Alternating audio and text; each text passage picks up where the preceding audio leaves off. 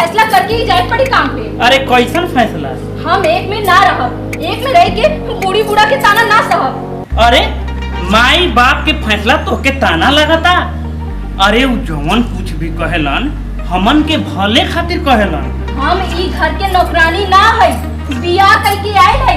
1 लाख रुपया हमारे दादा दहेज देले बाटे, फ्री में ना आयल है। ए घर में लादी भर कपड़ा धोआ, खाना बनावा और ऊपर से सबका तारा सुना। हमार तो किस्मत ही खराब बा। दादा 1 लाख रुपया दे दिलन त का हमके खरीद लियलन? सुना, ए घर में रहे के बाद तो ठीक से रह, नहीं तो जब मन तमन कर। रोज रोज के किचकिच से हमू तंग हो गइल बानी। एकर असर बचवन पका पड़ी, कभी सोचला हो? अरे तो यही लिए तो कहा थी कहीं और क्वार्टर ले ली ताकि हम लोग आराम से रहल जा। उहवा ना करे के पड़ी का? उहवो करे के पड़ी। आ सुन ल, हम अपन माई बाप के ना छोड़ब, संग ही रखम आ संग ही रखबो कर। तू अपने माई बापू के सौरी में रखावा, हम तो जात है। अरे कहाँ? कहीं भी तोहसे मतलब। आह दादा, ई का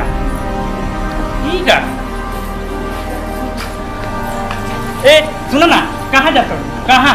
हम कहीं भी जाए तो ना ना ना ना रह, बढ़िया से घर में रह। ना रहे बैठल।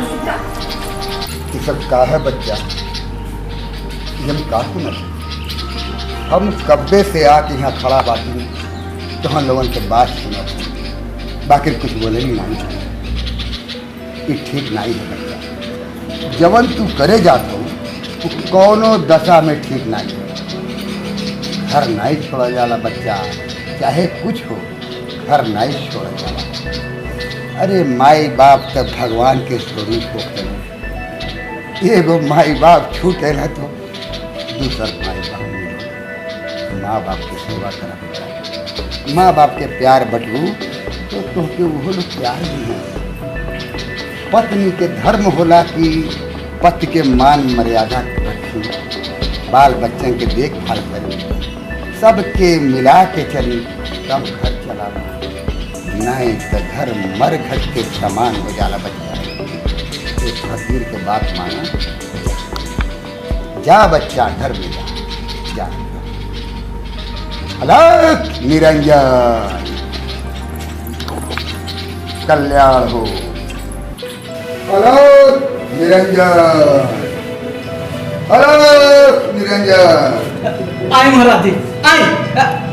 ए बुढ़िया, कुर्सी निकाल, देख महाराज जी आए हैं। कितना बार मना करी लाई बुढ़वा से कि कोनो काम उम ना करी, इन मनबा ना कराना। बैठी महाराज जी, बैठी रहो, बैठी। जब कहिला फर्श पे पोछा न लगैली तो बुढ़वा तू माना ला काहे नहीं?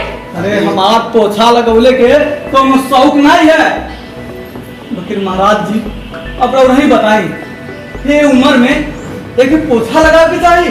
अरे कहीं तबीयत खराब हो जा तो क्या होई? महाराज जी आप बतावल जा, बुढ़ौती में हड्डी वड्डी हर हर हो गई तो का होई? हमसे नहीं सेवा सत्कार हो पाई। महाराज जी अब तनी रह रही समझाई। अरे जब घर में मिक्सर बा तो ए बुढ़िया के वो मिक्सर में काहे नहीं चटनी पीसे चाहिए? सही बात है बच्चा, जब मिक्सर बा तो काहे के सिलबट्टा पे मेहनत करे के उम्र में। महाराज जी सिलबट्टा के चटनी पीसल इनके बड़ा निक लगला, लेकिन जतावन ना ही निक लगला। महाराज जी अब आप ही बताएं, सवेरे सवेरे जब हम कहीं निकली ला तो ही हमार चप्पल चुरवा के बड़ा मजा ले ले। हाँ हाँ, चोराई चप्पल ए मारे की बाहरे जा तो जूता पहन के जा। इनका अंगुरी देखल जा कितना मोट मोट भइल बा। अच्छा अच्छा ठीक बा, जो झोला ले आओ, बाजारे जाएंगे। नहीं मिली झोरा ओरा, सब्जी कुछ नहीं आई। ओहो, अरे सब्जी नहीं आई तो घरवा में बनी का? महाराज जी 2 कदम चली हैं तो सास ऊपर नीचे होके लगला और देही पे लाद के सब्जी लाइले में इनकर जान बा। हम पड़ोसी से कह देले बानी कुछ सब्जी ले आई हैं, तो के गइला जरूरत नहीं बा। महाराज जी सवेरे सवेरे घूमने के इनके बड़ा चक्कर लगल बा। तनी इनसे पूछल जा, हमके काहे नहीं लेके जाना?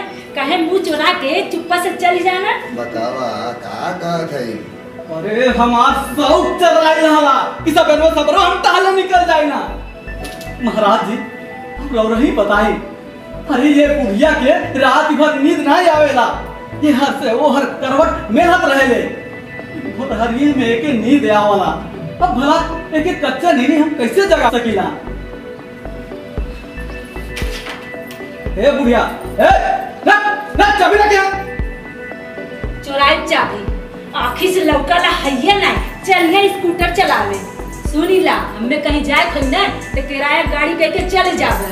अरे बुढ़िया, अरे तुम ओहरा से किडनैप कर ले तो तकता रह जाएगी। कहीं लगी नहीं, सुकून कहाँ के मिल जाए। अच्छा अच्छा, अरे महाराज जी हमरे दरवाजे पे पधारो बाटे, अरे कुछ चाहिए वही उनके। लिखल जा महाराज जी, कुछ खा पी लिहल जाए। कल्याण हो। अरे निरंजन, अरे निरंजन, वाह रे मालिक, तेरी महिमा अपरंपार। एक परिवार वो है जो पति पत्नी में कितनी नफरत है, और एक परिवार ये है जो रोज झगड़े के बीच में भी कितना प्रेम छुपा है। मालिक तेरी महिमा तू ही जाने। अलख निरंजन, अलख निरंजन, अलख।